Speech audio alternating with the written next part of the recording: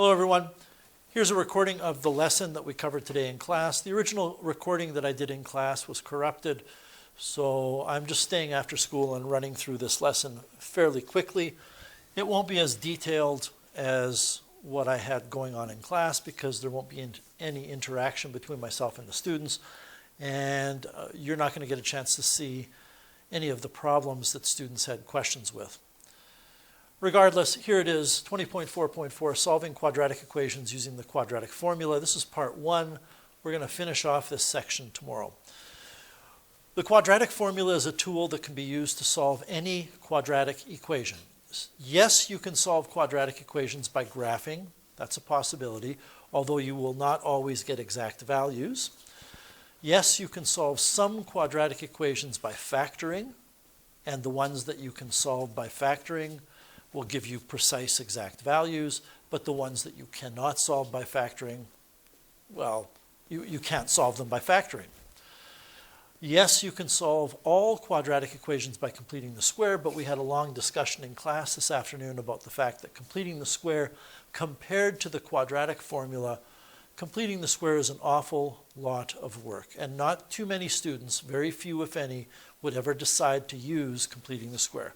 So this method of solving a quadratic equation using what's called the quadratic formula is a method that will work for every quadratic equation in the universe, and we can always get exact values if we need them.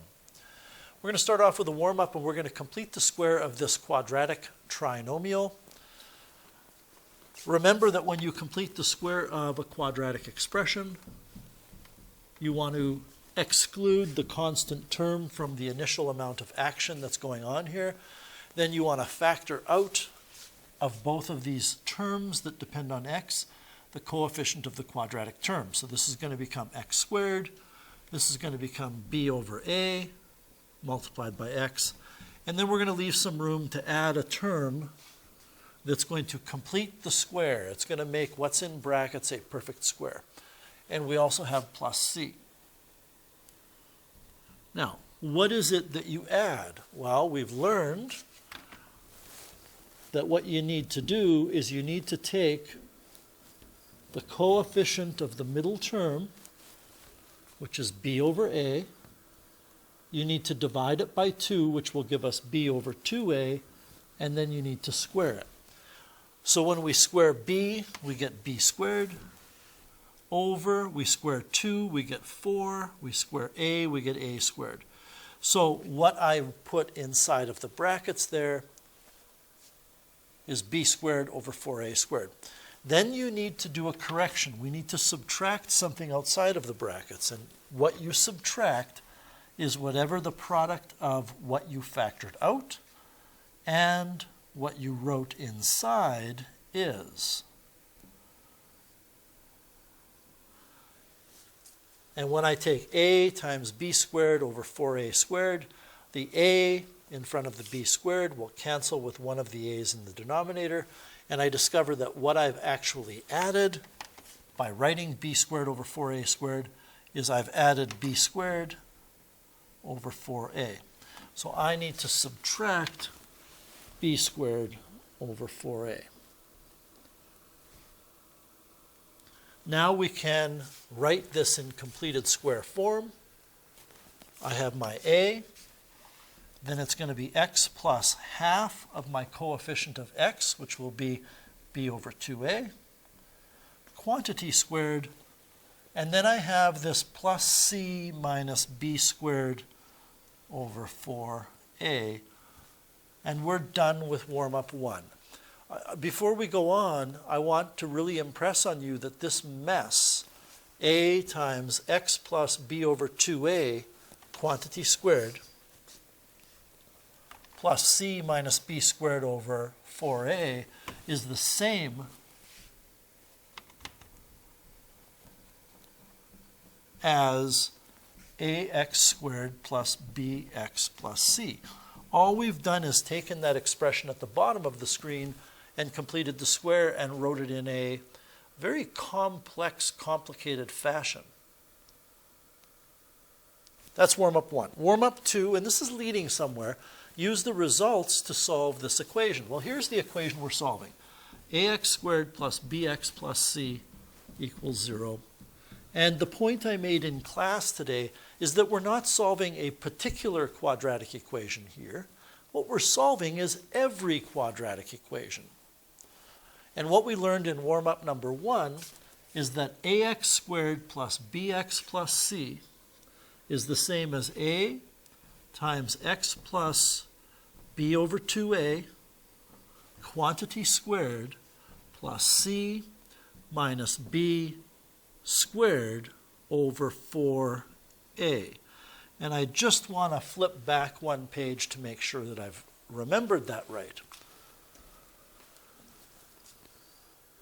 X times x plus, pardon me, a times x plus b over 2a quantity squared. Looks good. Plus c minus b squared over 4a. Okay, we're okay.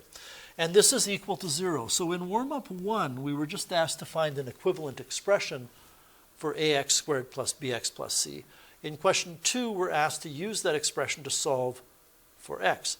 Well, when we solve by completing the square, what we discover is there are 4 things that you need to eliminate when you rearrange this for x.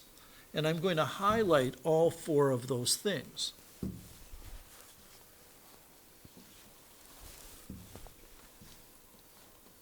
And when we did solve these equations by completing the square, we had numbers in here for a, b, and c, but we always got rid of this first by moving it to the other side.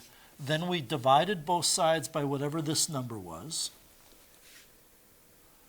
Then we took plus or minus the square root of both sides to get rid of that squared. And finally, we subtracted this number that I've highlighted in green to finally get x by itself. Well, that's what we're going to do.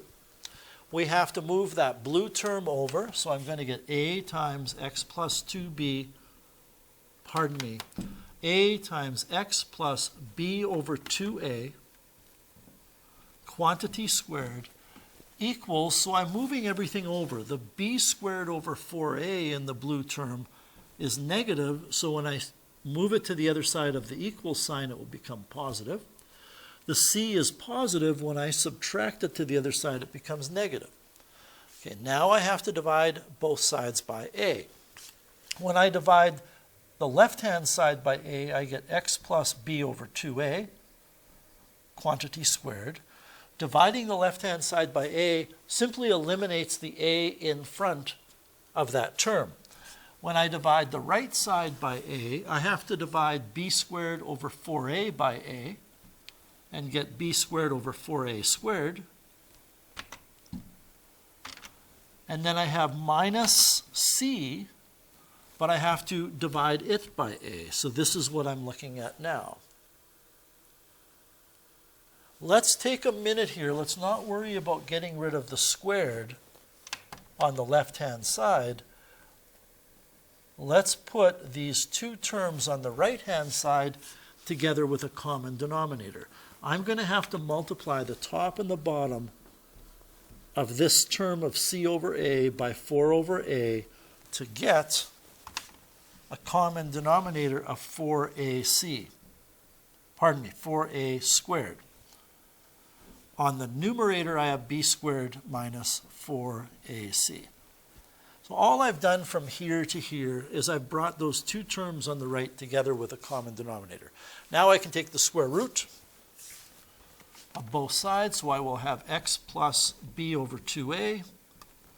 Quantity squared, no, I'm taking the square root, so I'm done with that, equals plus or minus the square root of b squared minus 4ac over the square root of 4a squared. Well, the square root of 4a squared is 2a, because the square root of 4 is 2, and the square root of a squared is a. Now I can subtract that b over 2a over and get negative b over 2a plus or minus the square root of b squared minus 4ac over 2a. And as luck would have it, I have a common denominator.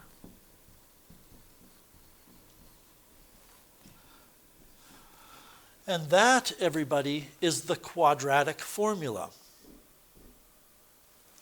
If x is equal to, pardon me, if ax squared plus bx plus c is equal to 0, then x will always be equal to negative b plus or minus the square root of b squared minus 4ac all over 2a. And this is on your formula sheet. It's called the quadratic formula. So what good is it? Well, let's go through some examples now. And once we do the examples, you'll see how quick you can solve these quadratic equations. If I want to solve x squared plus 2x minus 1 using the quadratic formula, well, I recommended in class, and I'm going to recommend to you as well, that you should always calculate b squared minus 4ac. We've learned in the past that if that's a perfect square, then the quadratic expression is factorable. But I would like you calculating this even though we're not solving these by factoring. So b squared minus 4ac, in this equation, a is 1, it's the coefficient of the quadratic term, which is x squared. B is 2, it's the coefficient of the linear term, and c is negative 1. So we put those numbers into b squared minus 4ac and get 2 squared minus 4 times a, which is 1, times c, which is negative 1, and we get 8. So since you're getting 8, which is not a perfect square, we have learned, and you don't know why this is the case, I haven't told you yet, but you have learned that if that number is not a perfect square, it's not factorable. But think about this for a second. If it's not factorable, then that means if we want to solve it, we either have to solve it by completing the square, nobody wants to do that, or by using the quadratic formula. So since it's not factorable, we're going to use this formula. Let's write this out. X equals negative b. Well, b is 2, so negative b is negative 2. Plus or minus. Now, the beautiful thing about this is we've already calculated b squared minus 4ac. All we have to do is write plus or minus root 8 all over 2a. Well, a is 1, so 2a is 2. Now, we do have some work to do here, and this is work from grade 10. You need to take a little detour and figure out what root 8 is in simplified form. Well, it's factorable into root 4 root 2, and root 4 is exactly 2, so root 8 is 2 root 2, which means x is equal to negative 2 plus or minus 2 root 2 all over 2. And now, if you're following along and completing these examples because you weren't in class today, I want you to stop and listen very carefully. When you take a look up here, you are not allowed to do that. We had a very long discussion with numerous examples today in class about the fact that when you cancel something in a fraction, the thing you cancel must be a factor of the top and a factor of the bottom. And a factor is something that is in brackets being multiplied by everything else on that part of the fraction. This negative 2 can be written in brackets, but it's not being multiplied by the root 8. So you can't cancel that 2 on the top and the bottom. But once we have written it this way, I can factor a 2 out of the numerator and be left with negative 1 plus or minus root 2 all over 2. And now these two 2's are factors, so they cancel, and there we have our solution. X is equal to negative 1 plus or minus root 2. What does that mean? It means x is equal to negative 1 plus the square root of 2. and x is equal to negative 1 minus the square root of 2. What does that mean? It means that those are the two numbers that make the equation true. If you were to put those numbers in for x, then you would get a true statement. It also means if you were to take the original equation, and instead of thinking of it as an equation, but you thought of it as a function, and you graphed this function, I want to make sure that's the same function we started off with. It is. And you graphed that function, the x-intercepts would be negative 1 plus root 2 and negative 1 minus root 2. Let's try one more. Once again, all quadratic equations need to be zeroed and simplified, so I'm going to multiply that 3 into that binomial and get 12x plus 15. Zeroing the equation gives 4x squared minus 12x minus 15 equals 0. So I again recommend, even though when we found b squared minus 4ac in the past, it was for the sole purpose of deciding if something was factorable or not, I still recommend, even though we're not solving these by factoring, calculating it. So b is negative 12. Don't forget when you square that, it needs to be in brackets on your calculator.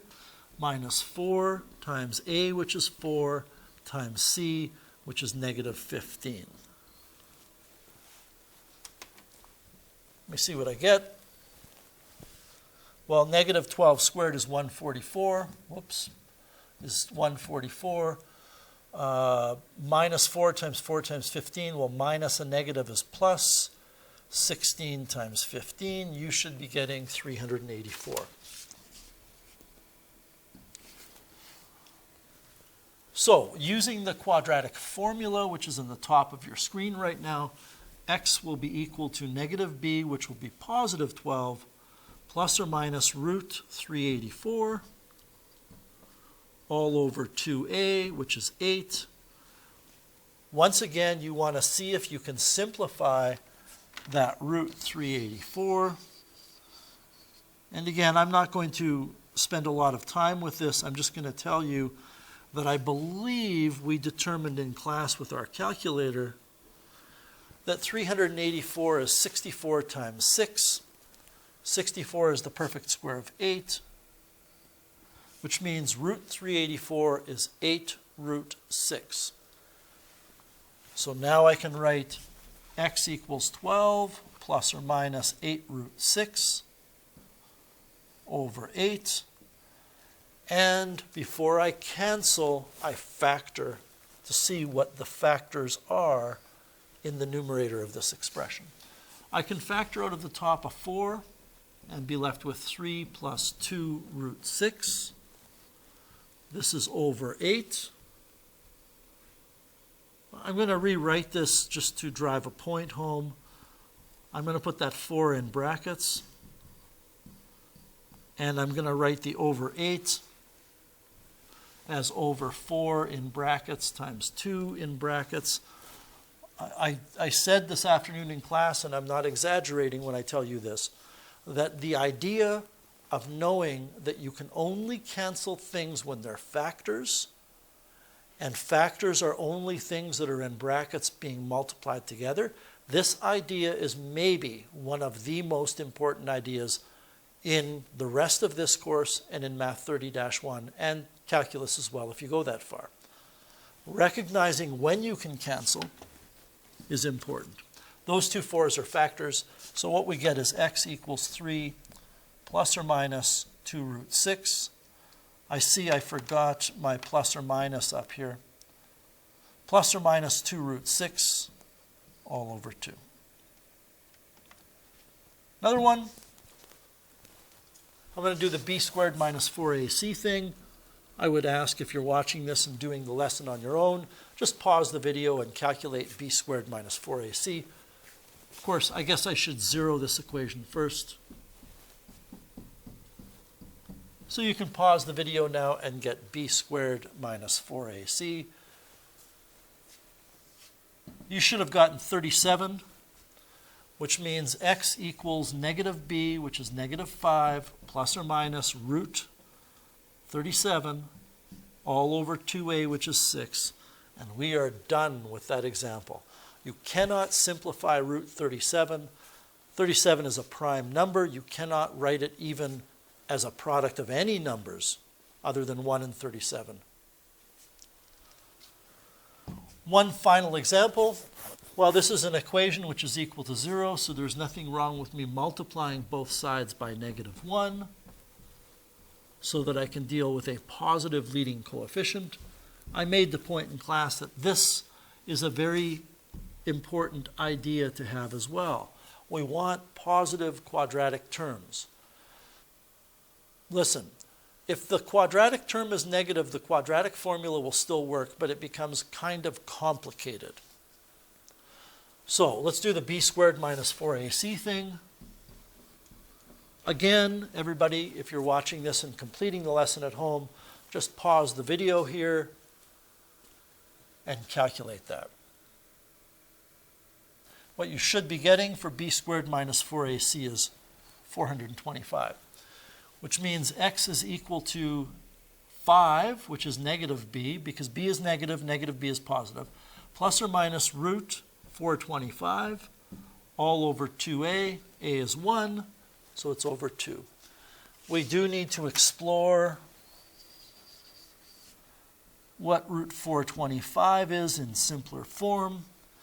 I can see that 25 goes into it, and if you use your calculator, you'll get 17, which means root 425 is 5 root 17, and we can put that in and have 5 plus or minus 5 root 17 all over 2. Now, I mean, that's our answer. The reason it's our answer is even if you factor that 5 out and have 1 plus or minus root 17, it's over 2. And these two numbers, or factors, if you will, have nothing in common. There's nothing to cancel there. So if you leave your answer as what's at the top left of your screen, which is 5 plus or minus 5 root 17 all over 2, that's fine. If you want to factor that 5 out, then you can write it the way I have below, and that's fine as well. Anyway, that's the lesson. You need to get lots of practice with solving these quadratic equations using the quadratic formula, and your assignment is on page 254, questions 3 and 4.